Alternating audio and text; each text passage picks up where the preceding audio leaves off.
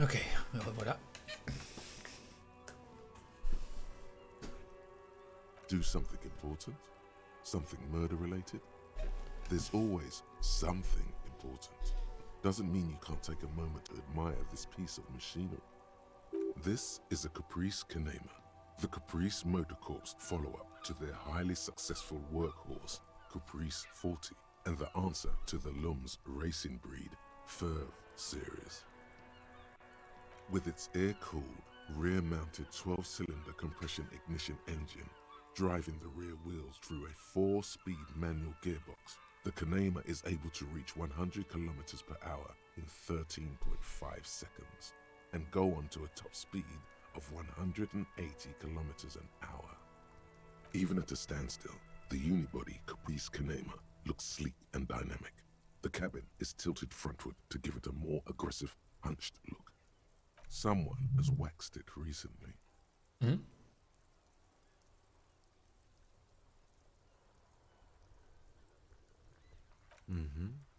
You want to take a closer look? Yes, an extraordinary machine. It's nice and all, but why so modest? Put some zing into it. Flare it up. Slam it down. Helium headlights would improve the range and quality of the visual field a lot. It's a bit girly right now. Fit it with some proper off-road components.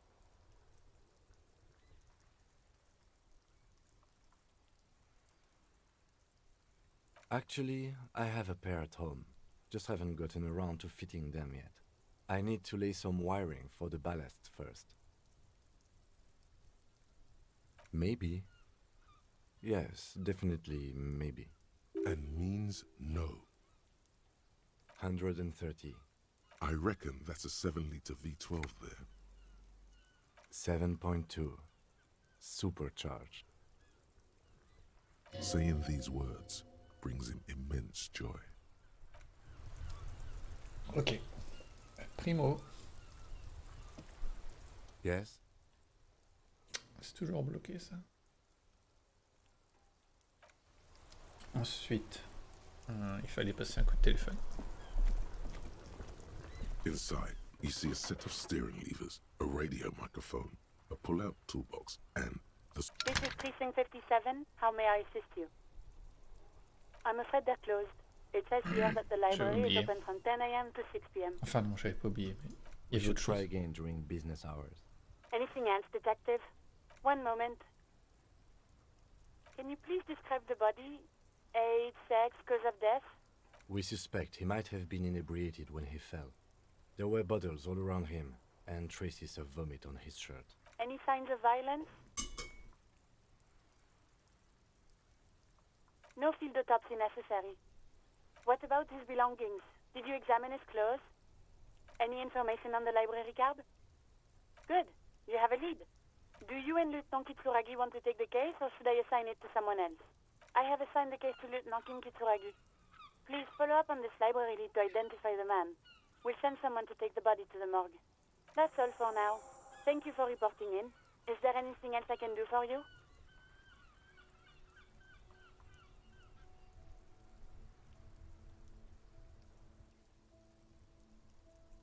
Not yet, but I was able to convince that. Just a second. Sylvie? Yes. Hello? Oh, great. What? You hear the call. Anything else I can help you with, officer? 57th. Oh. In the cabin, you see a set of steering levers. Ok.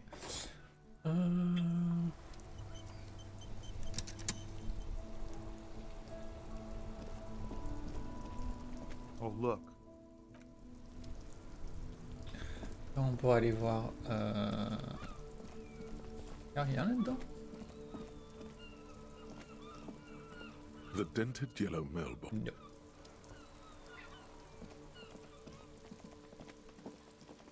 Hello, sir. How is the investigation going? Found any curses yet? Oh, that's great! I hope exciting adventures lie ahead. And maybe you can help Mother become less afraid.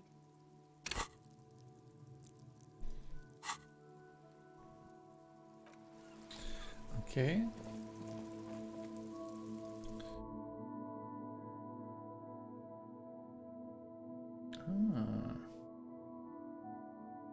à savoir. Hello again, esteemed officer. Okay, but please, only a few questions. You wouldn't want to disturb the spirits. Yes, the Simonees are very crafty, and their wards are extremely powerful. Lesser wards simply won't do here. The woman before you scans the Ok, ok.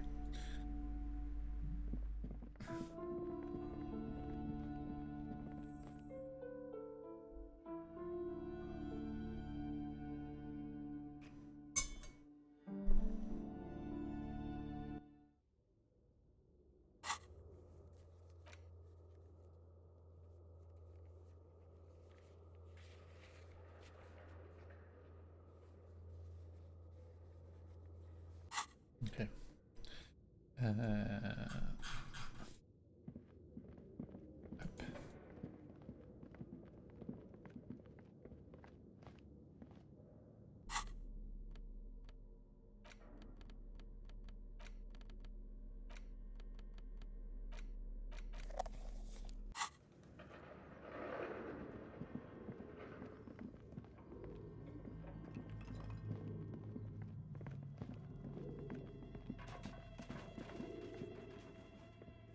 Your flashlight, some of the writing has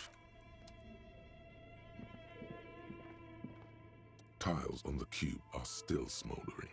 Casting the frame, it's empty, like the filament you have would fit perfectly inside the compartment. Like a smooth draw, the filament slides into place.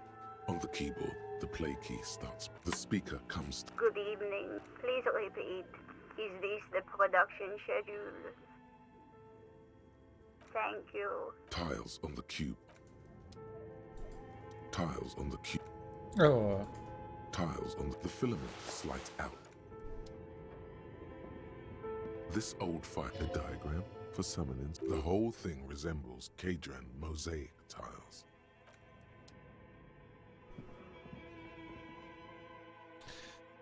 Ice Maker, c'est ça? C'était où? Là où il y avait l'ours, c'était en haut? Où je monte encore?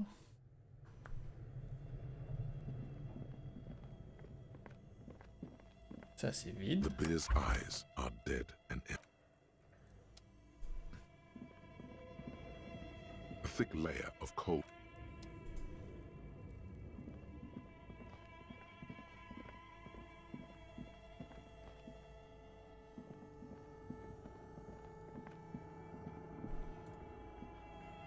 A few bricks have fallen off, revealing. Ok, le Ice Maker il est là.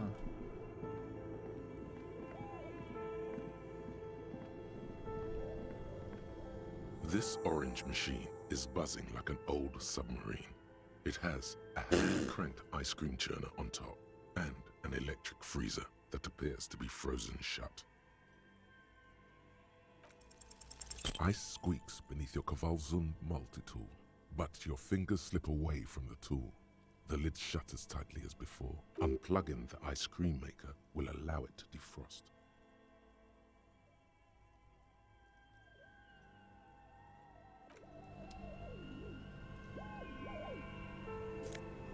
Oh. Good.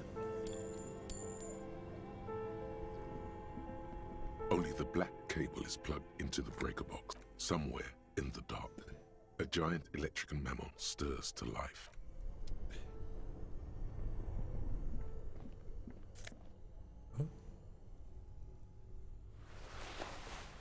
Comment j'ai fait pour... Comment j'ai loupé ça avant? C'est pas possible. This orange machine is buzzed. Turning the crank feels oddly satisfying. It's all gone now.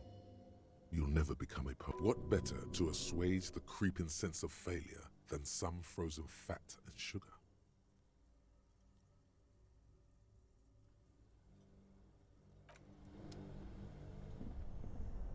Two cables are plugged. Something close to you dies with a soft. Very smart. Opening the lid should be much easier after the ice cream maker has defrosted. Ok. This orange machine is dead still. It has a hand-cranked ice cream churner and an electric freezer. The ice around it slowly melting. Ice squeaks beneath your Kavalzun multi-tool, but your fingers slip away and it's already unplugged. There's not much else to do other than wait for him to defrost. C'est ce que je me disais.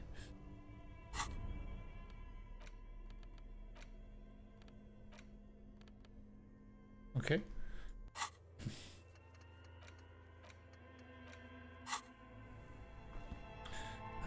Qu'est-ce qu'il y a par là déjà?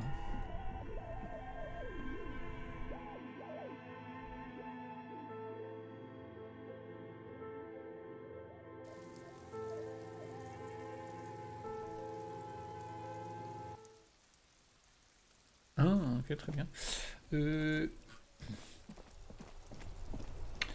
y avait un truc en bas à droite là, je sais pas quoi.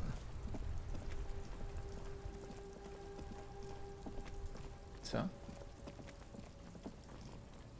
You keep coming back. If he really wants to save the... Voilà. Et lui? Everything's still cool here, officer.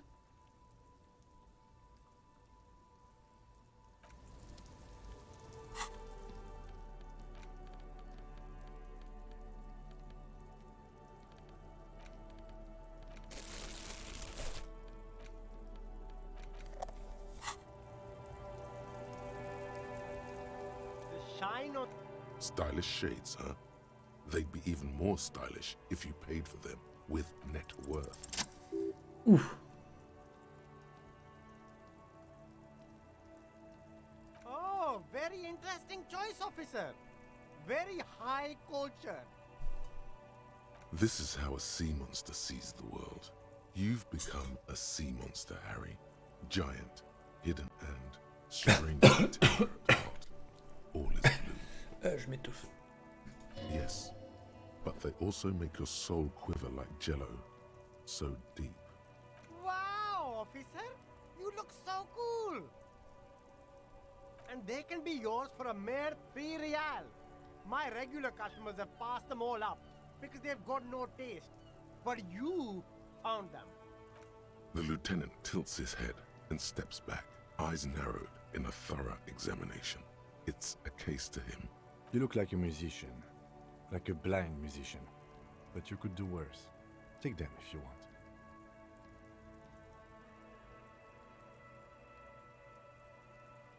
Sporty and crack. A man who knows his style.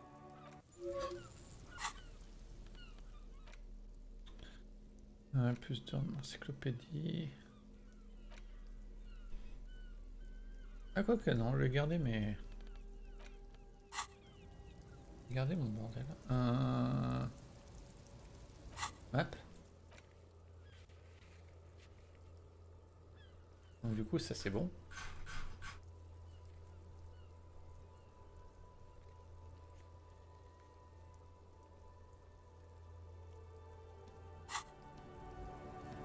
Ok.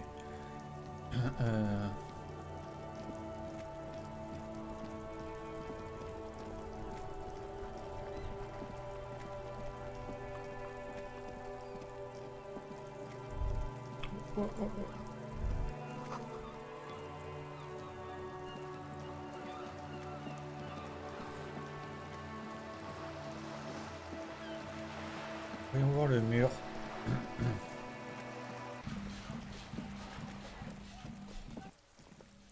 Just an ordinary wall. Nothing to see here. C'est parti. Because Yes. you see it, finally. This wall is sublime. Look at it. The shadows, the colors. All the other walls on all the other houses must make a pilgrimage in adoration of this, the uncontested pinnacle of wallcraft, color peeled from the very face of God. O Wall Father. Huh? He sounds tired of it all. You already have the heavy fuel oil to use as paint. It's red. And Cindy the Skull has a paintbrush. This is on. If you must.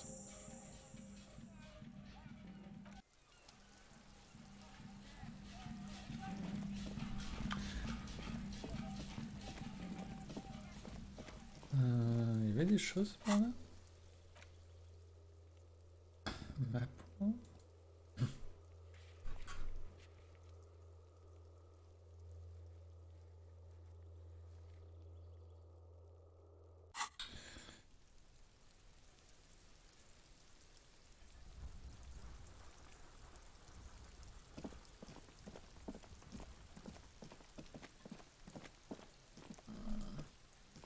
Allons voir Joyce, vite fait.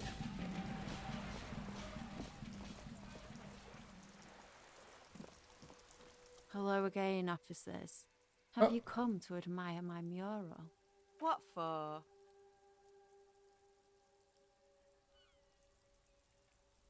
Well, if it's for art. But what kind of art are we talking about? Let me stop you right there, Piggy. You have no idea, do you? No idea. No brush? Fuck off. There, Piggy. I guess art just isn't really you. 'Cause you suck in life and in everything. Shit.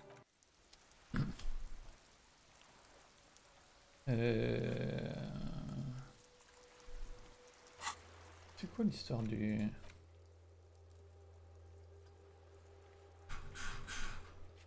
Map? Wow. Ah, ok, ok, bon, on va voir Joyce.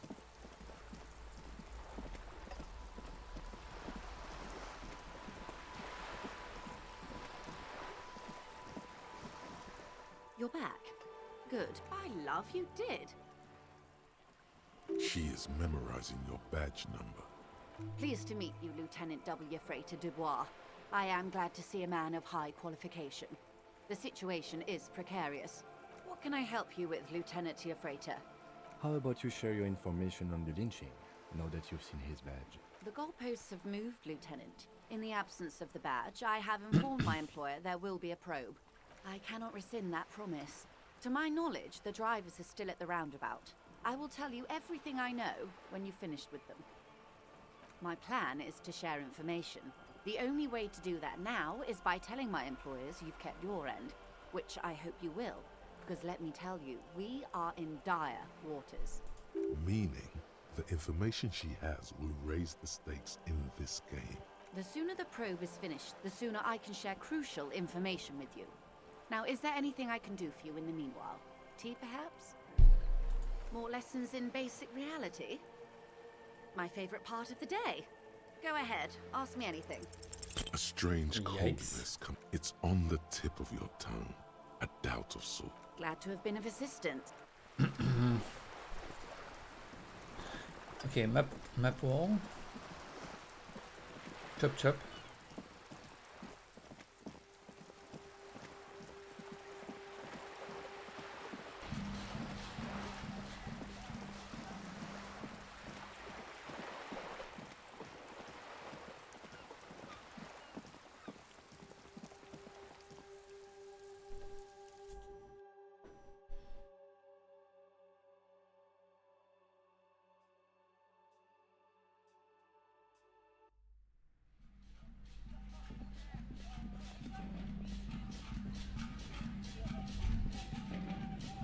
Several maps have been attacked. The maps look old and faded. This large map, this ozone, Laurenta, disintegrating into mathematics. In the northeast, a dust mite stand. You can. Lost little 850. The ocean breaks connections to other worlds. You have little. Perhaps they are the north coast to the east. Road Kudon. It's so small. You can't. No, this is somewhere to be. I'm sorry, officer. The map of... They're quite valuable. That old thing, from when some design... The place does not look. They didn't get that far, for some reason.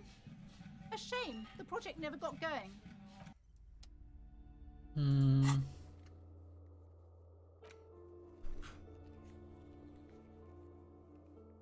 Est-ce que c'est...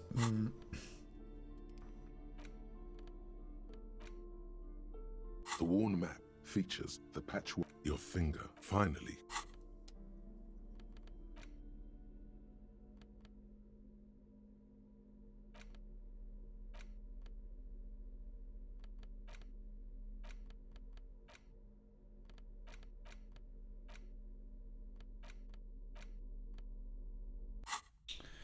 Pas tout compris. This bookstore is not strictly about amidst the point of the book, various paranatural books.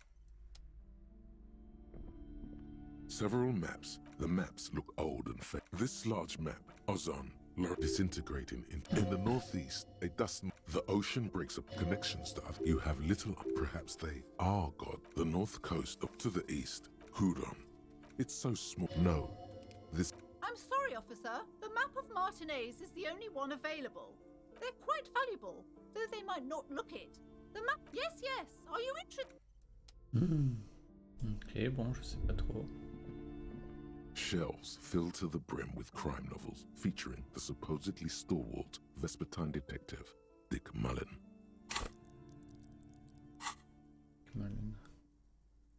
Ok, Yves.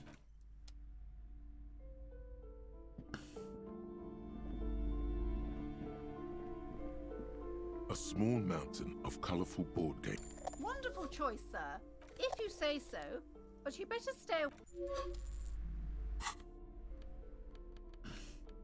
In your hands, you hold a brand new copy of the game, Suzerainty. It's snugly wrapped in a skin of plastic. The cover features a charming illustration depicting a mass of grinning laborers loading goods onto a ship, while a richly dressed administrator oversees their work. The exact location and time period are left deliberately vague, but it's clearly meant to represent the economic relationship between the Revacholian suzerainty and its many vassals. The box has a nice heft to it.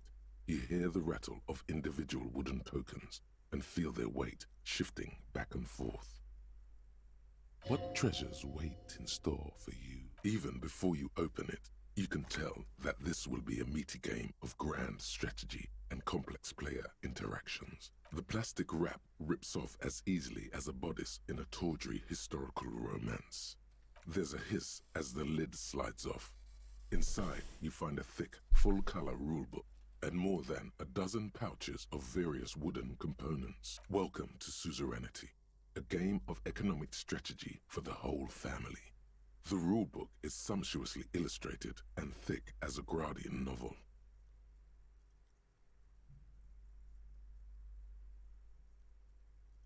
The colorful illustrations depict cheerful workers picking apricots, hauling marble sculptures out of crumbling temples, and harvesting a strange magenta-leafed plant.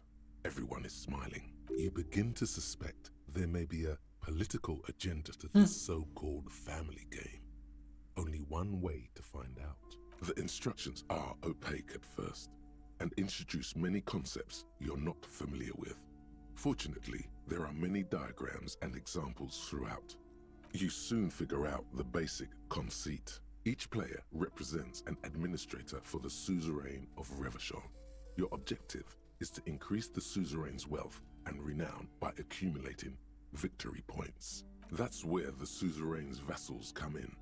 The game features 4 vassal nations, each one home to an economically important resource. Each turn, the player collects resources from vassals where they've placed workers. They may then rearrange their workers, fulfill contracts for coin and bonuses, or build structures back in Revachol. As you leaf through the pages, your eye catches on a sidebar labeled Advice for Beginners. Remember, there are many paths to victory in Suzerainty, but successful players will find one strategy and commit to it wholeheartedly. The actual scoring system appears infinitely complex, with a series of tables and appendices required to compute each player's final victory point total. You skip that part for now. You open up a number of pouches containing wooden tokens. There are also several punch boards with other cardboard components that will need to be punched out before you can play. In addition to the worker and building tokens used by each player, there are also several piles of colorful resource tokens, each representing one of the game's 4 principal resources. From the Empire of Safre, orange apricot tokens. From Ilmarat, the ancestral name of Ilmara, gray marble block tokens. From the Seminine Islands, white sacks of sugar tokens.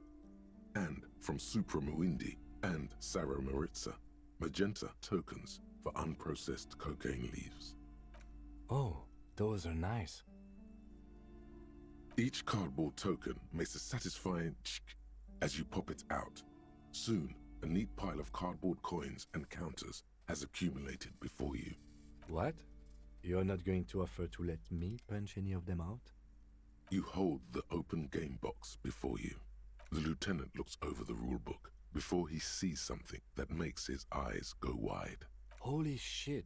The average playing time for this game is 1 to 6 hours. I'm not sure we can afford to set aside that kind of time for a game.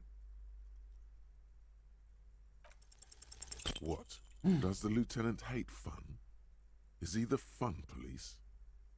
The lieutenant gives you a sour look. He may or may not hate fun, but either way, he does not appreciate your attitude. Have you tried goading him? In your dreams, maybe. I've thrashed my share of trash talkers before. Now come on, let's put childish things aside. Ignore the mock umbrage. Now he wants to prove it to you.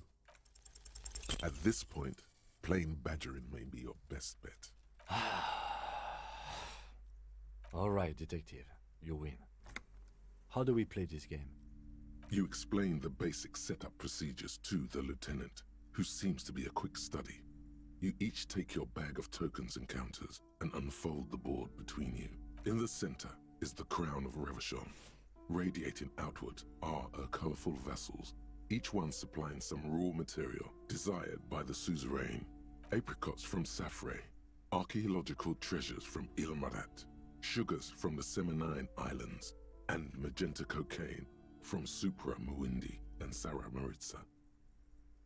There's also a neat little log to keep track of your progress in case you need to put the game away and return to it later. The lieutenant goes first. He draws a contract card and moves several of his workers to the Safre territory of the board, and the others to the Seminine Islands.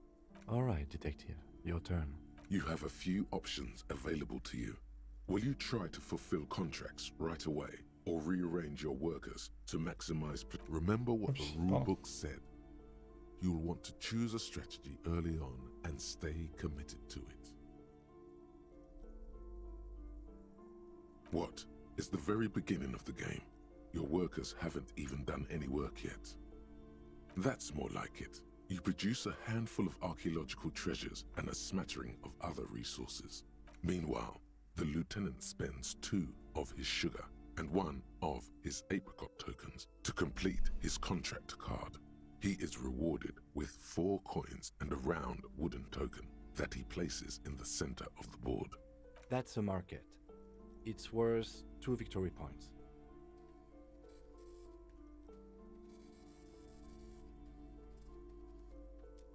The lieutenant returns your baleful look with a satisfied grin.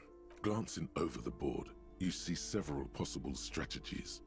Pressing more workers into service would increase your economic output and help you to survive a possible conflict with the lieutenant.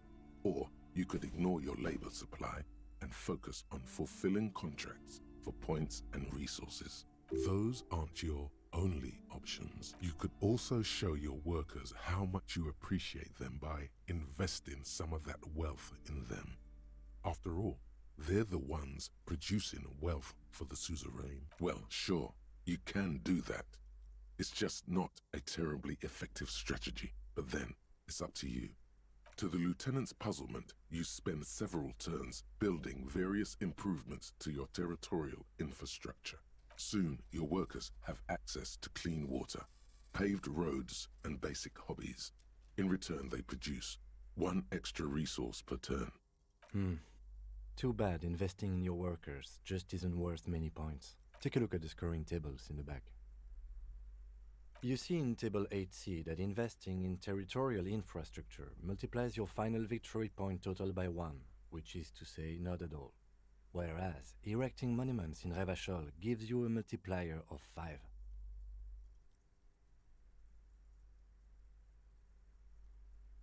Yes, precisely. Now it's the lieutenant's turn to respond. He moves aggressively onto the Safre territory. Soon, his workers are producing a steady supply of extremely valuable apricots. For several turns, you struggle to respond to the lieutenant's burgeoning apricot empire. Eventually, you relocate the majority of your workers to Supremawindi and Saramaritsa, where they begin producing a bumper crop of cocaine tokens. You draw a new contract card. According to the text, there's an aristocrat willing to trade a large supply of cocaine for a number of coins and access to a rare bonus. Amplified music worth 7 victory points. Oh yeah, baby. Cocaine and rock music go together like cocaine and rock music. You know, this isn't unlike the situation the historical Revacholian suzerainty faced in Safre in the middle of the last century. Well, the suzerain was looking for new markets for all the cocaine it was producing, and it settled on Safre. By introducing cocaine into Safre under exclusive contract, the suzerain created an extremely valuable captive market for an extremely addictive product. If you could somehow get the lieutenant's workers addicted to your cocaine, you could not only make them less productive, you would also force the lieutenant to pay you for your cocaine tokens each turn. Yes, you can. It's right there in the rules. You've reached a critical strategic juncture. How do you respond to the lieutenant's aggression?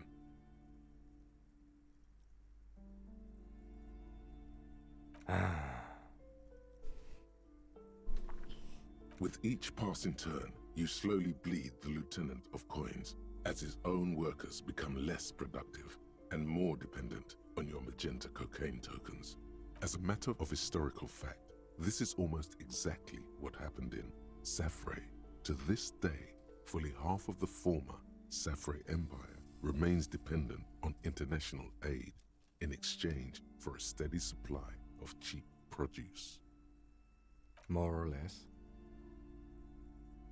Realizing victory is slipping away, the lieutenant launches a desperate gambit: protectionism.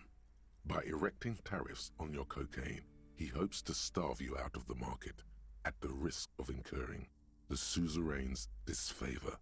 The end game is upon you. Do you escalate the trade war with the lieutenant in hopes of crushing him with your economic might? Or do you ignore his aggression and focus on building the mighty victory column structure in Revachol herself? Alternatively, you could throw the whole game away by trying to build a public education system for the children of your workers. The choice is yours. There's a reason very few players ever attempt to build a public education system for their worker tokens. It's extremely expensive and never pays off. By design, your boondoggle nearly bankrupts the suzerain's treasury, and you suffer a significant penalty to your final score. Ouch.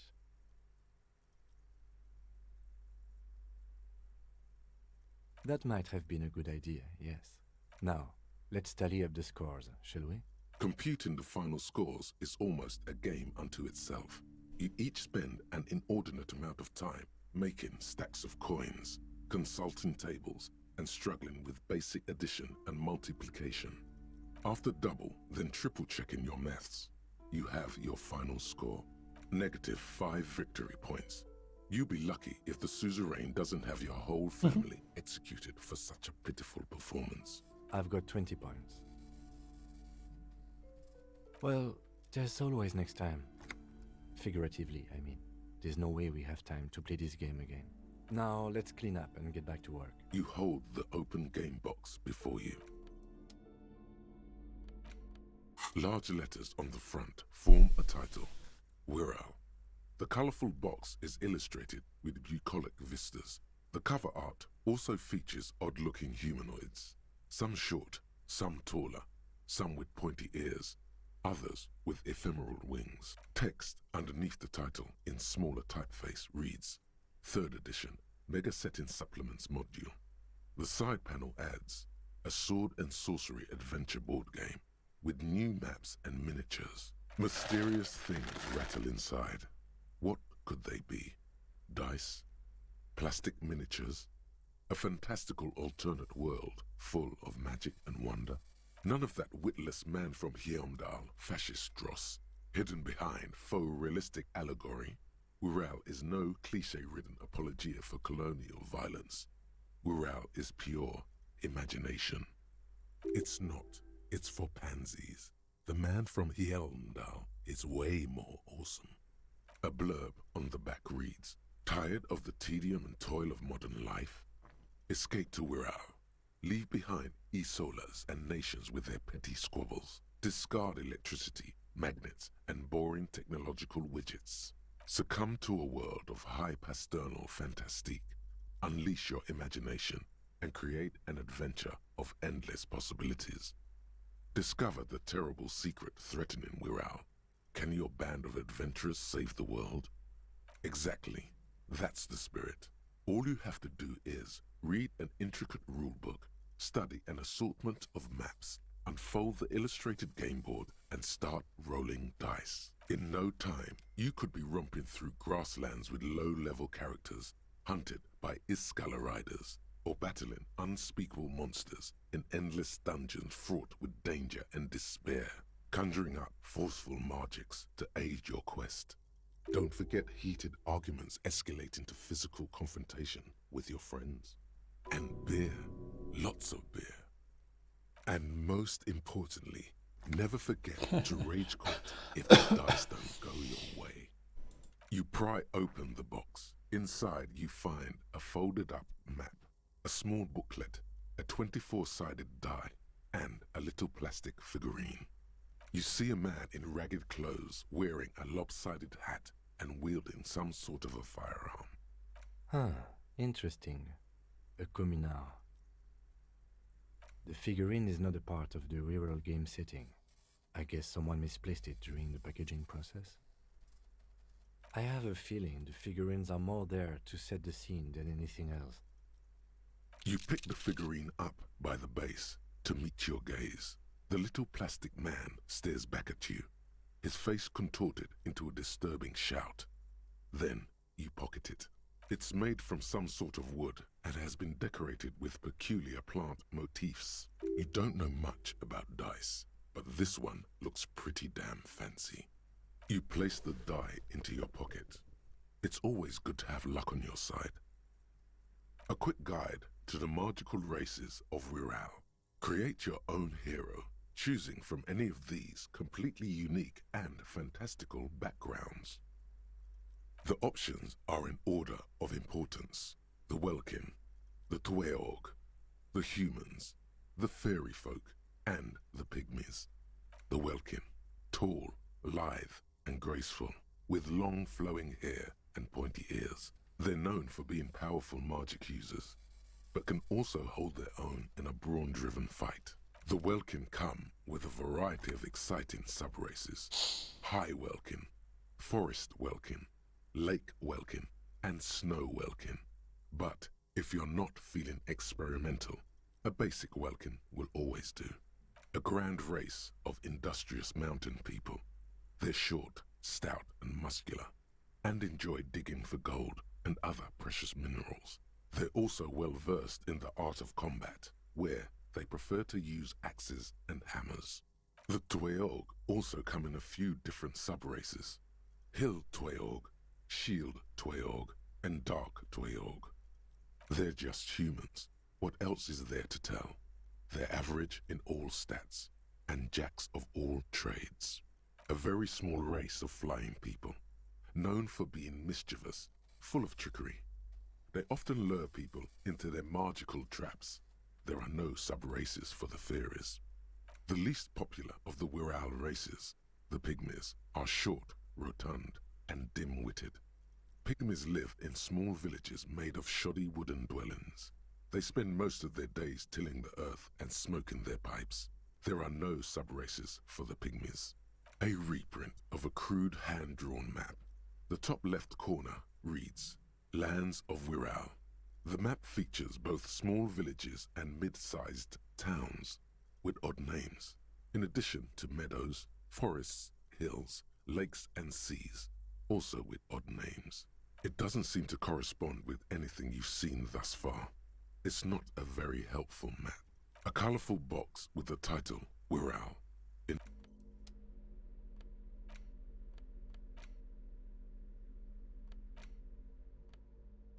Ok, cool.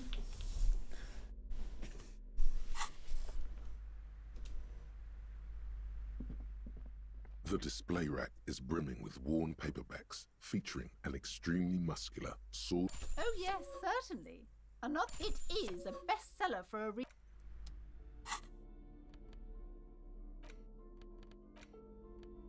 The cover of this tattered paperback features the man from Eomdar standing atop a pile of bloody corpses. His two Zweihanders are crossed over his massive chest in a dramatic X, their blades dripping with gore. Behind him rise the harsh, snow-capped peaks of his native Northlands.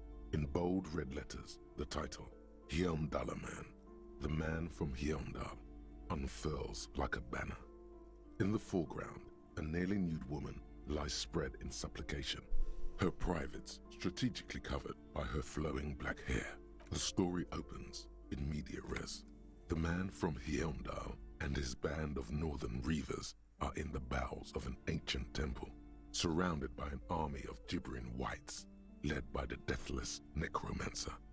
One by one, the brave Northmen fall to the relentless crush of undead, only to join their number as reanimated corpses.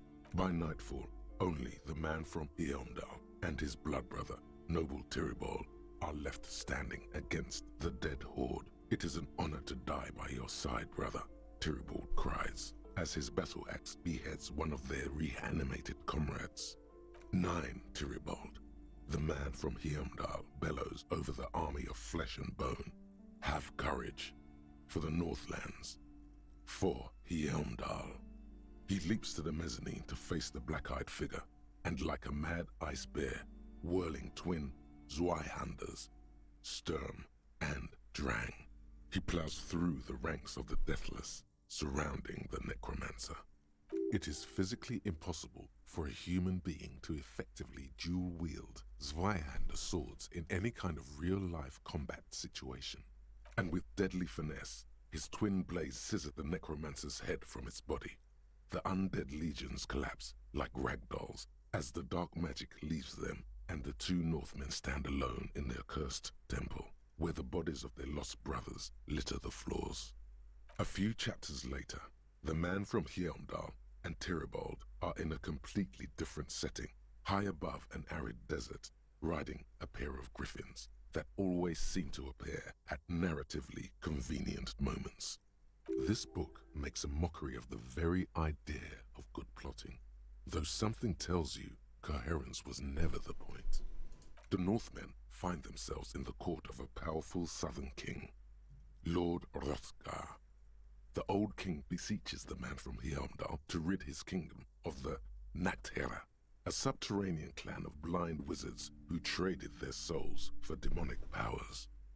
The man from Heomdal extracts a high price from the desperate king. He asks land for the homeless desert pygmies living exiled in the kingdom's borderlands. Hrothgar offers the hand of his eldest daughter instead, but the son of winter does not budge. You skip past a section detailing an elaborate banquet with many toasts, as well as the long and perilous journey from Hrothgar's keep to the ancient forest of Yesdar, where our heroes infiltrate the Nachtherra's dire hall. In the center of the great hall stands a blood altar on which a pair of Nachtherra are disemboweling a shrieking peasant, an unholy rite that empowers the Nachtherra forbidden magic.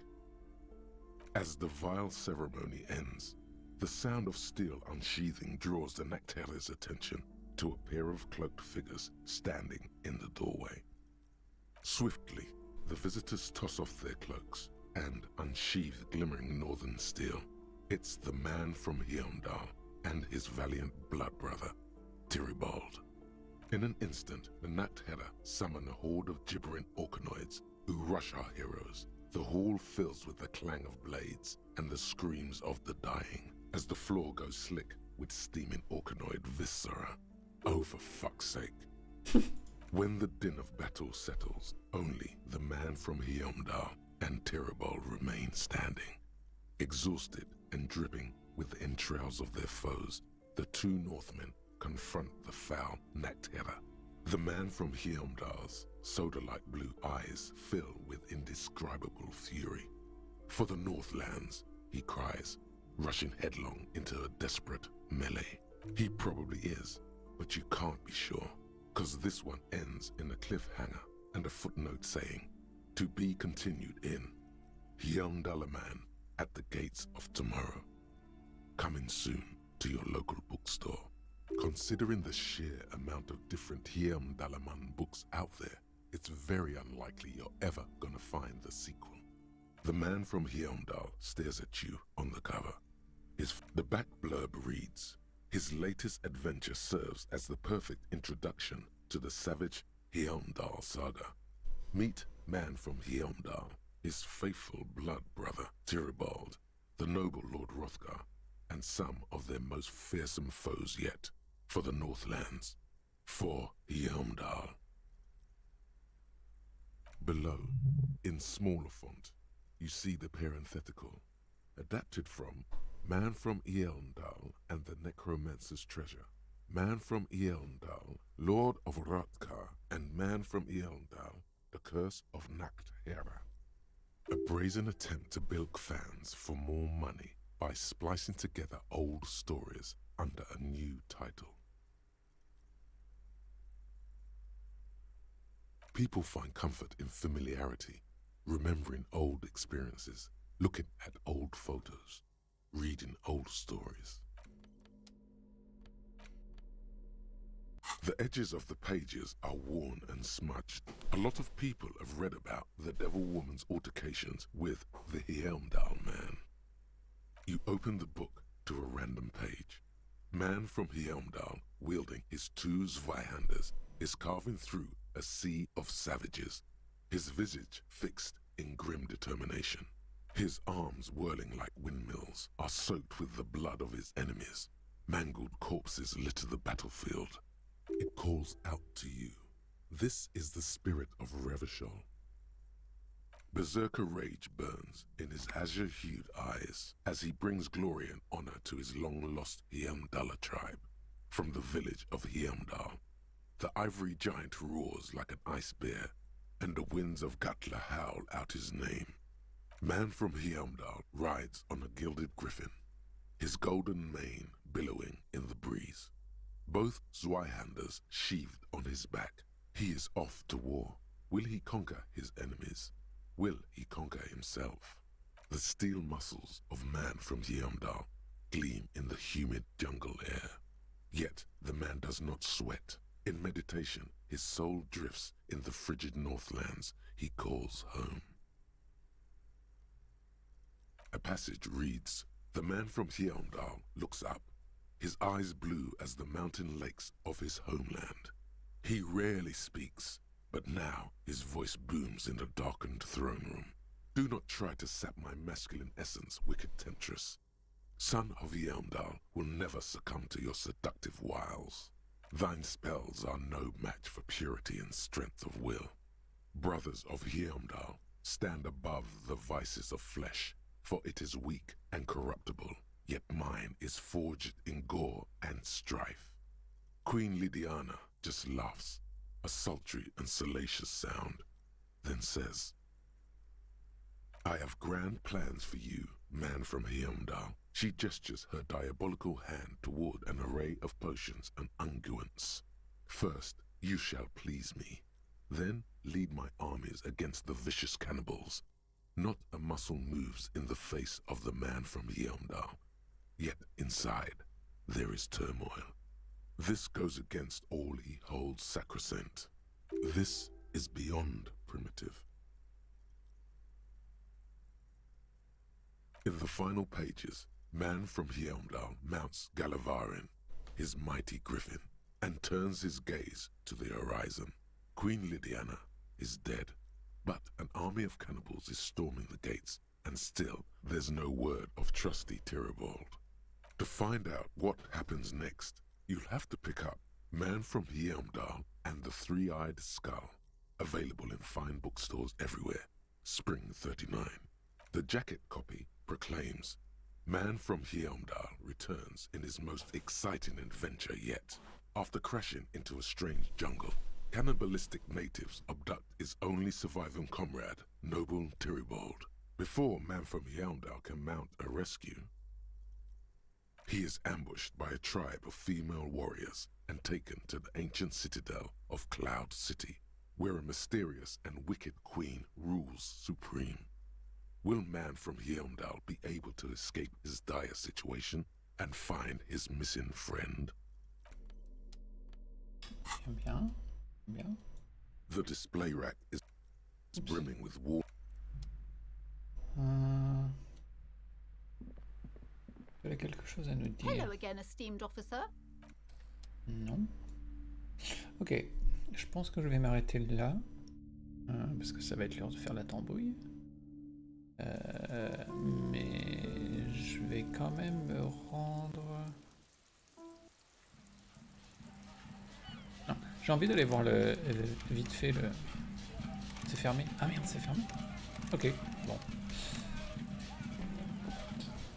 Je voudrais voir vite fait... Non, je vais juste aller près du cadavre. Pour me rappeler que... Il faut que je continue la semaine prochaine. La semaine prochaine, la prochaine fois. Ouais, ouais. 23h44. Ah, et si lui va se coucher, moi je vais aller... Je vais retourner dans la partie ouest de la map et je pourrais parler à Lily, du coup. Il faudra que je fasse ça.